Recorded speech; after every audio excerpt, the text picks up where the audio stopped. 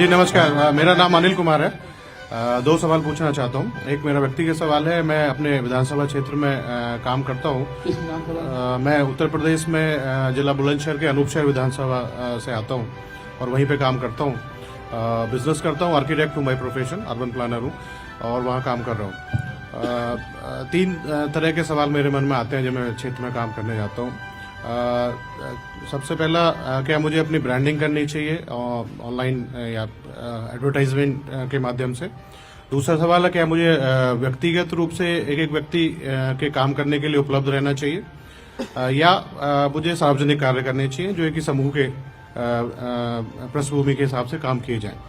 एक ये सवाल है, मतलब तीनों में से क्या चीजें सबसे ज्यादा इम्पोर्टेंट है, किन पर फोकस करना चाहिए मुझे? सबसे ज्यादा इम्पोर्टेंट जो मेरी समझ है वो अपने आप को लोगों के बीच में अवेलेबल रखना, उपलब्ध रखना। जी कराइए मत कराइए, जी लोगों की मदद कीजिए या मत कीजिए। जी सबसे ज्यादा वो नेता हारता है जी जिसके विषय में लोग ये कहने लगते हैं कि दिखता ही नहीं। जी आप सुने होंगे अपने क्षेत्र में, इस देश में हर चीज टॉलरेबल है। दो चीज अगर आप अपने में रखिएगा, जी आप उपलब्ध हो लोगों के लिए और थोड़ा स्वभाव आपका अहंकार वाला न हो, तो आप जनता के प्रिय अपने आप हो जाते हैं। पर्सनल कनेक्ट रहना चाहिए, पर्सनल कनेक्ट कह लीजिए या उपलब्धता जरूरी है। जी। तो मुझे लगता है कि और कुछ कीजिए या मत कीजिए, क्षेत्र में अगर आप अवेलेबल हैं, जी व्यक्तिगत आप मदद कर सकते हैं, समाज के लिए कुछ कर सकते हैं, तो बाद की बात है। क्योंकि आपकी सबकी क्षमता तो है नहीं कि आप किसी की व्यक्तिगत मदद करें। लोग कहते हैं सरकार के काम कैसे कराएं, आप कुछ मत कराइए, लोगों के लिए उपलब्ध हैं। कोई आया, किसी यहाँ कोई बीमार हो गया, मैं देखता हूँ जो सबसे पॉपुलर नेता हैं वो सबसे ज्यादा शादी अटेंड कर रहे हैं, सबसे ज्यादा मरने में किसी के उसके साथ जा रहे हैं, सबसे ज्यादा हॉस्पिटल में अवेलेबल है। नीचे सही में नेता है, दिल्ली वाले को छोड़ दीजिए, हाँ जी, घर में जैसे परमानेंट लंगर चल रहा है। जी जी, वही मेरा सवाल है कि क्या वो वही काम करना चाहिए, वही करना चाहिए, लोगों के लिए उपलब्ध होइएगा। जी, तो एक क्रिटिकल मास आपके, क्यों ऐसा जरूरी मैं आपको बताऊं? जी, एक क्रिटिकल मास बिना कुछ किए बन जाएगा। 200, 300, 400, 500 लोग जब आपके साथ जुड़ गए जी, तो फिर उस संख्या के आधार पर आप सरकारी काम करा पाएंगे। सर मेरा क्वेश्चन है, बेसिकली जितने भी हम पॉलिटिशियंस देखते हैं, एमपी एमएलएज, या तो वो 95% of those politicians are rich, या फिर वो एक ऐसी फैमिली बैकग्राउंड से बिलोंग करते हैं जिनके फैमिली में कोई पहले एक अच्छा पॉलिटिशियन रह चुका है जो फेमस था। लेकिन और उन लोगों के पास पैसा भी होता है वहां पे इन्वेस्ट करने के लिए। एक नॉर्मल बिजनेसमैन या एक मिडिल क्लास फैमिली से कोई लड़का अगर पॉलिटिक्स में जाना चाहता है तो उसको इतना पैसा नहीं है कि वो उतना समाज सेवा भी कर पाए कि वो फेमस हो जाए उतनी। तो वो उसके लिए क्या सजेशन है आपका? एक जैसे जाति को लेकर एक बहुत बड़ा मिसकंसेप्शन है, उसी तरह एक उससे भी बड़ा मिसकंसेप्शन ये है कि पॉलिटिशियन बनने के लिए आपको पैसा चाहिए। ऐसा इसलिए लगता है आपको, जैसा आपने ठीक कहा, कि जिस नेता को भी आप देखते हैं वो पैसे वाला दिखता है, उसके पास गाड़ी है, ऑफिस है, घर है, बड़ा अमला है जो लोगों की सेवा कर रहा है। अभी 5 मिनट में आपको ये क्लियर हो जाएगा कि पॉलिटिक्स में नेता बनने के लिए आपको पैसा चाहिए कि नहीं चाहिए। देखिए, पहली बात कि अगर जीवन में आपके पास पैसा है तो कुछ भी करना रिलेटिवली आसान है। अगर आप डॉक्टर बनना चाहते हैं, इंजीनियर बनना चाहते हैं, बिजनेसमैन बनना चाहते हैं तो पैसा रहेगा तो ज्यादा आसानी हो जाएगी। लेकिन क्या पैसा नहीं रहने से आप पॉलिटिशियन बन सकते हैं कि नहीं? अगर वोट है, जन समर्थन है, तो नोट का जुगाड़ हो जाएगा। नोट से वोट का गारंटी नहीं है। मोदी जी हैं, बहुत बड़े पॉपुलर लीडर हैं, तो भारतीय जनता पार्टी देश की सबसे रिच पार्टी है, क्योंकि बहुत पॉपुलर लीडर है तो भारतीय जनता पार्टी को डोनेशन ज्यादा मिलता है। अंबानी जी हैं, मोदी जी से 100 गुना ज्यादा पैसा होगा, वोट तो नहीं मिल सकता है मोदी जी इतना।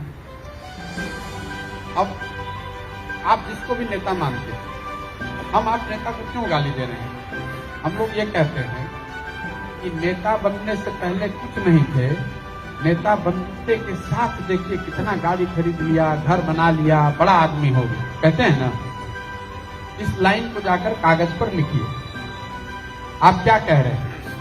नेता बनने के समय कुछ नहीं थे, नेता बनते के साथ बड़े हो गए। मतलब जिस दिन नेता बने थे उस दिन कुछ नहीं थे, पैसा नहीं था। नेता बनने के बाद प्रवृत्ति हो गई तो पैसे वाले हो गए। मेरा नाम विक्रम सिंह है, हरियाणा आदमपुर विधानसभा से आता हूं और ऐसी विधानसभा है जहां पिछले 52 ईयर से एक ही परिवार के लोग बनते आ रहे हैं। चौधरी भजन लाल, फिर उनके बेटे कुलदीप और वो लोग बनते आ रहे हैं। मैं पॉलिटिक्स में आना चाहता हूं और आपकी सारी बातों से सहमत हूं। 10 साल की जर्नी के लिए तैयार हूं। तो क्या मेरे को कोई पार्टी प्लेटफॉर्म के साथ साइड बाय साइड जुड़ के चलना चाहिए या अपना व्यक्तिगत कद बढ़ाना चाहिए? देखिए, जैसे जैसे डेमोक्रेसी मैच्योर होती है वैसे वैसे छोटी पार्टियों का और इंडिपेंडेंट कैंडिडेट्स का रेलेवेंस कम होता जाता है। 1952 के लोकसभा में बड़ी संख्या में इंडिपेंडेंट एमपी चुनकर आए थे। इस लोकसभा में वो संख्या घट के 10 से भी कम रह गई। इसलिए इंडिपेंडेंट चुनाव जीतना लड़ना बहुत मुश्किल है और उत्तरोत्तर जैसे जैसे समय बढ़ेगा वैसे वैसे और डिफिकल्ट होता जाएगा। आपको अपने चॉइस की पार्टी ढूंढनी ही चाहिए, जो भी आपको अच्छा लगे नेता चुन लीजिए। इसीलिए मैंने कहा वो आइडियलिज्म वाली बात, कोई आइडियल पार्टी तो है नहीं, लेकिन जो आपको उसमें कम खराब लगे या जो आपको आपके सोच के करीब दिखे उस पार्टी को ज्वाइन कीजिए और वहां पर उसके लिए काम कीजिए। हेलो सर, मेरा नाम विकास सिंह है। मैं रोहतास का रहने वाला हूँ। दिल्ली में जॉब कर रहा हूँ। रोहतास में कहा? कोचस के पास। विधानसभा करहगर विधानसभा नया बना है।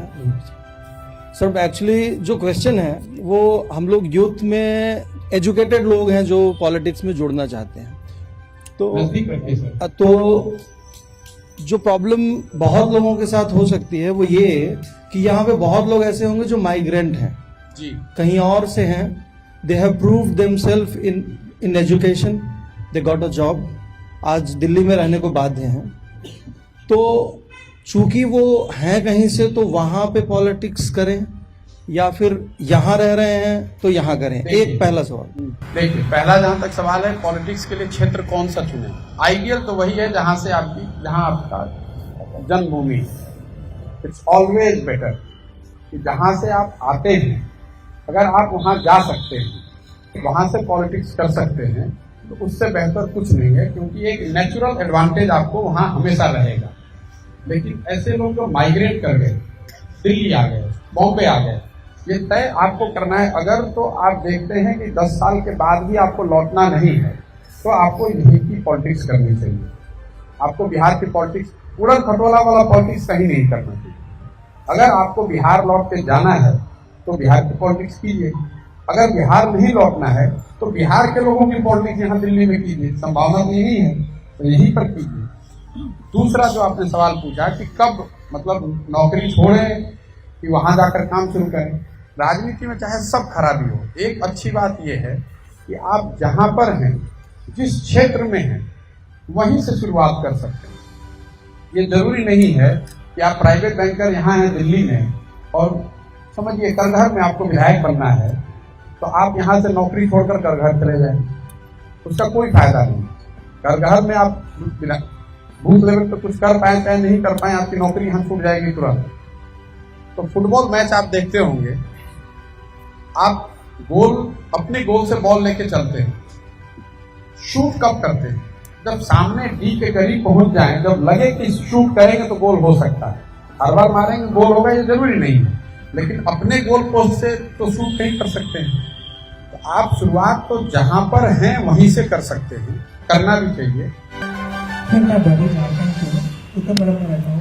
ग्रामीण इलाकों में क्या होता है, जाति का फैक्टर बहुत मैटर करता है किसी भी चुनाव में। तो वहाँ अगर जाति का फैक्टर आपके अनुकूल नहीं है तो आप वहाँ चुनाव किस तरह से जीतेंगे? जाति सच्चाई है, समाज की सच्चाई है, और मैंने पहले ही कहा कि आप उससे मुक्त होकर राजनीति नहीं कर सकते हैं। और इसमें कोई डिफेंसिव होने वाली बात नहीं है। भारत में अगर जाति है तो दूसरे जगह रेस हो सकता है, कहीं एथनिसिटी हो सकती है, कहीं स्किन कलर हो सकता है, कहीं रिलीजन हो सकता है। तो अगर कोई इंग्लैंड में आप जाइएगा कहेगा भारत में सब जाति के आधार पर ही होता है, तो आपको हमको डिफेंसिव होने की जरूरत नहीं है। अगर यहाँ होता है तो वहां पर भी किसी दूसरे नाम से होता होगा। Social aggregation of some form is the reality of humanity. ये मानव स्वभाव है कि अपने तरह के 10 लोगों के साथ समूह में रहना ये मानव स्वभाव है कि अगर कोई नेता, अगर कोई मुद्दा, अगर कोई इशू इतना बड़ा हो जाए जिससे कि जनता प्रभावित हो, तो जाति थोड़ा बैक सीट पे चली जाएगी।